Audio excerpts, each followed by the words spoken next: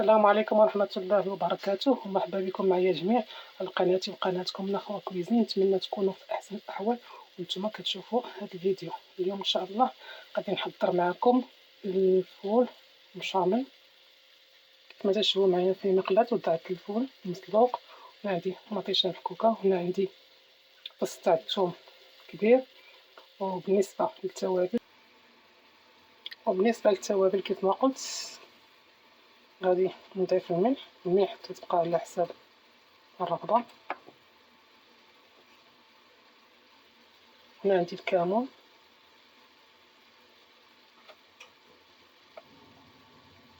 سكينجبير،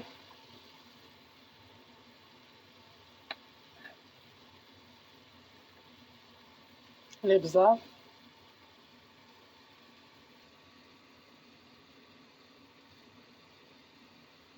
من بعد غادي نضيف الخرقوم او الكركم، التحميرة، فلفل احمر،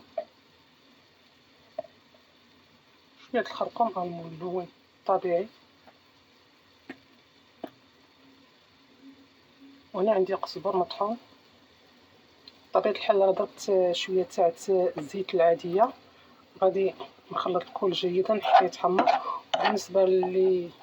بالنسبه لي حتى الاخر عاد تنضيف زيت الزيتون باش تبقى النسمه تاعها هي والربيع.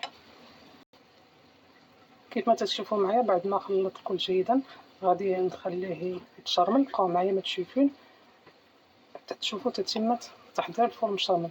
وبالنسبه للفلفل الحار او الهريسه اللي تيبغيها يديرها، انا مع الوليدات ما تنديرهاش، اللي بغاها راه ياكلها في الاخر. كيف ما قلت اللي بغا يدير الهريسه يديرها، اللي بغا يدير الهريسه يديرها. وبقاو معايا مشرفين حتى تشوفوا معايا تتم التحضير. من بعد ما تشرمل الفول كيف ما تشوفوا معايا ونقص الزينه تاعته وضفت ليها شويه تاع زيت الزيتون. غادي نضيف القزبر المعدنوس وغادي نخلط كل جيدا.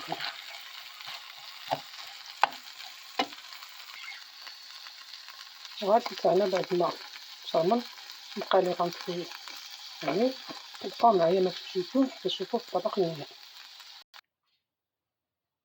وها الفلفل عفوا ها الفول تاعنا مشرمل في طبق التقديم. كيف ما تشوفوا معايا كيجي معلك ولذيذ. كنتمنى تجربوه بطريقتي، كيجي لذيذ وبنين ما تشبعوش منه.